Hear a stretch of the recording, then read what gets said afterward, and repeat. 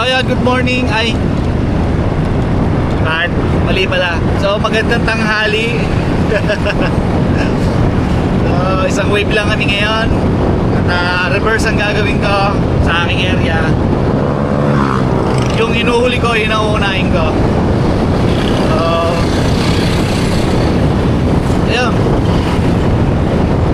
another day, another delivery.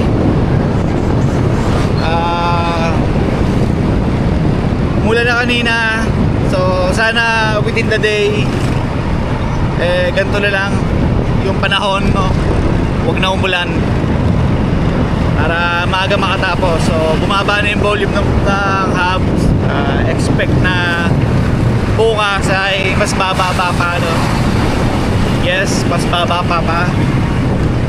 Pero siyempre hindi naman ako papakampante. At mahirap na.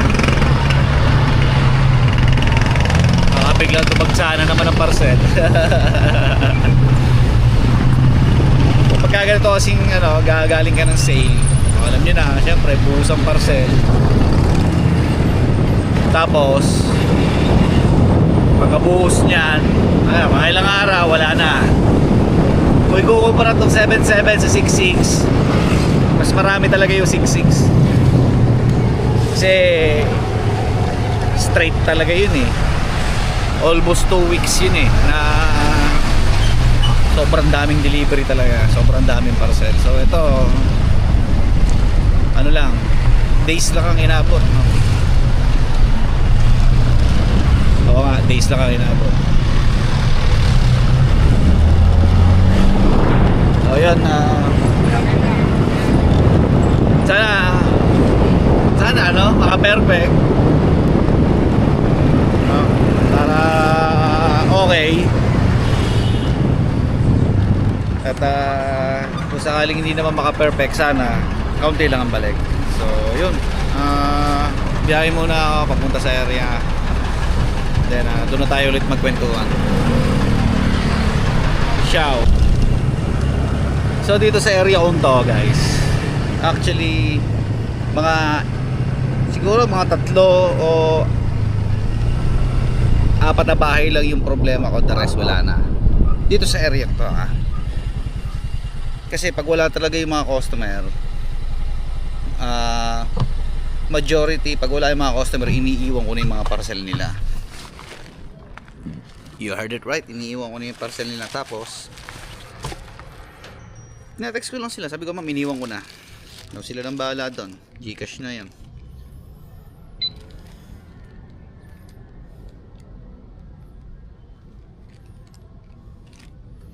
Pag hindi sila nakapag-send ng tapos ka na, kunyari tapos na mag-deliver, hindi pa rin sila nagsasend, itetext ko lang yung mga yun, ma'am, magre-remit na ako, magsasend na yung mga yun.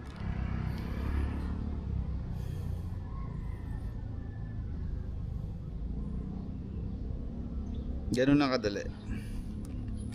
Yun nga lang, yung iba kasi dito mahirap tawagin.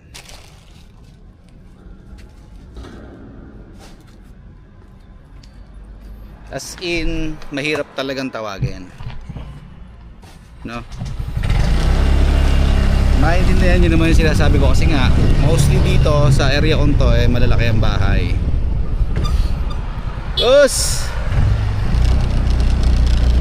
Pag sinabi ko malalaki ang bahay, wala, may na-doorbellan mo na, wala. So, pero sureball naman yun na nagre-receive. Talagang, siyempre, malaki yung bahay, mahirap tawagin, no? Minsan nagtatagal ako ng mga 2 to 5 minutes, ganun. Depende sa laki ng bahay. Minsan kasi yung mga doorbell dito masisira na, siyempre nababasa ng ulan. Siyempre busy rin sila, so hindi nila napapalitan. Shopee po, Rian. Naiintindihan ko naman yun. Kasi kahit yung mga mayayaman na yan, nagsisipag yung mga yan. Ako pa kaya. Shopee po, kay Rian, 48. Ay, boss. 50 na lang po. Magkano po ba? 50 na lang, 48. Ay, thank you boss. Salamat pa. Sige po. Ay, thank you po ulit.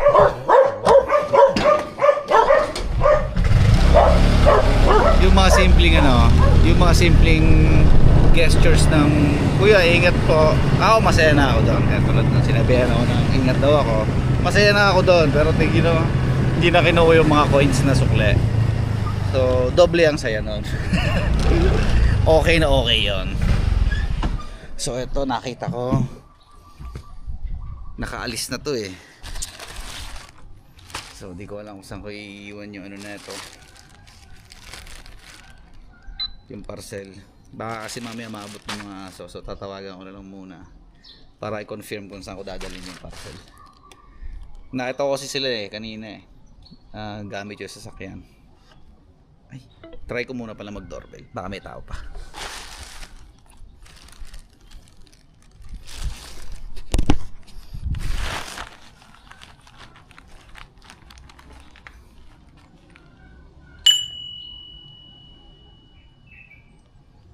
Tao po, Shopee.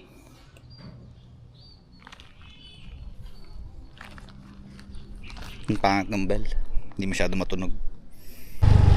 Dito sa area na to, ayan, tulad nga ng continuation ng kwento ko kanina. Ito yung area ko na halos araw-araw ubos dito. Nice. Kung magkaroon ako ng bahaw dito, napakadalang. Hindi katulad dun sa Howard. Marami kupal dun eh. Dito wala masyado.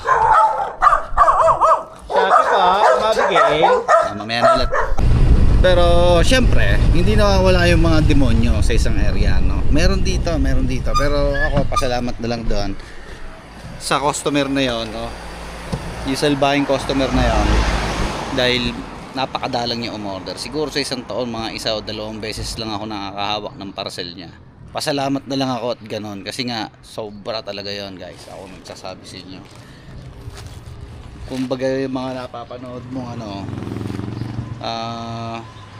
mga movie na yung mga mayayamang mata pobre, yun na yun. grabe ugali nun. Pero pasalamat ako, minsan lang siya umorder. Yung mga kasundo ko dito, sila yung mga halos araw-araw ko dinideliveran, no? Mga mababait. Marami lang dito sa area ko sa Metro Gate. Siguro kung 100 yung customer ko dito na nakatira, ayun, tatlo lang yung hirap ako doon, tapos isa doon yung pinakademonyo. Pero sana naman magbago na rin ang ugali niya, kasi wala, ang hirap talagang kausapin nun.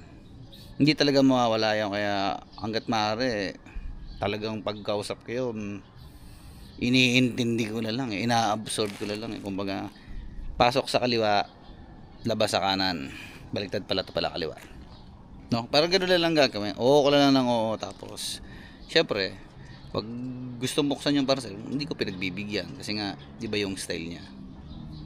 Pa-deliver mo na ako. Ang maipapaliwanag ko lang kung bakit lagi ko nauubos yung parcel dito. So maayos naman kasi kausap yung mga tao dito, no? Siguro guys, kaya siguro malalaki yung bahay nila, kaya sila maraming pera kasi mababait sila. Tsaka hindi sarado yung isipan nila sa mga bagay-bagay, no? Kumbaga, nagkakaintindihan kaming lahat. Kaya ako, hindi hirap mag-deliver dito. Although matagal lang talaga. Pero okay na yun. Mahalaga, nagkakaintindihan kami ng mga customer. Kanina nga, hindi pa ako nalabas ng warehouse, may nag-Gcash na eh. Sinend na kagad yung bayad eh. Well, itong mga bagay na to ay nakikikwento ko lang naman, no? Kasi wala akong may topic eh. Tapos tingin nyo maganda pag-usapan sa susunod. Pero ito, masaya ako na napunta ako sa area na to. Actually, walang may gusto sa area na to, no? Kasi mahirap kabisaduhin, mahirap aralin kasi medyo sabog ang blockings, tapos ganun na ang tatagal pa ng customer. Gets nyo. Pero ayun, natutunan ko naman na pag-aralan ko kahit mahirap, kahit matagal. Kaya yun, siguro hanggang dito lang muna yung vlog, no? tinapos ko na muna itong Metro Gate eh. Parating na yung second wave ko, puro Howard na yon. So ay tayo na nga, makikita nyo wala na yung init, dumilim na. So yun. Oo, tagal na yan. Ingat lahat.